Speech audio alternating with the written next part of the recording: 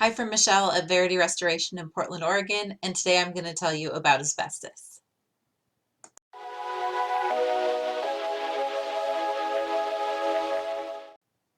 Asbestos is a rock. It's a serpentine mineral. It's heat resistant. It can be woven or sprayed and used as a binder or an insulator, and so that's why it's handy in construction. It went into many products and was used extremely widely from the period of about the 1940s to the 1970s. And around the 70s, they started figuring out that there were huge health risks involved.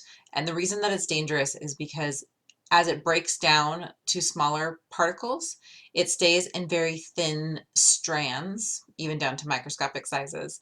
And those strands are able to be inhaled in, but then it's incredibly difficult for the lungs to get them back out.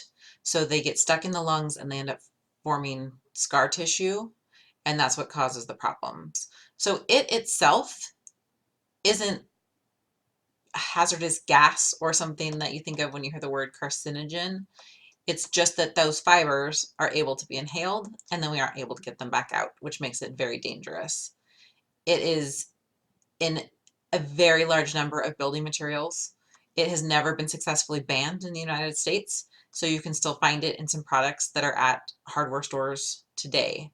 So it's very important to get the appropriate testing done before it's going to be removed or that there's demolition going on in your home.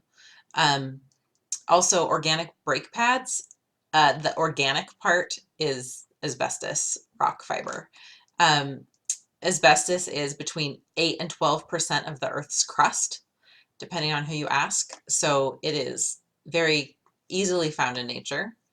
Um, that it's fireproof is part of the reason that it is so unique and why it's used in so many insulative products. Um, it looked like a super mineral before we started learning all of the health risks involved.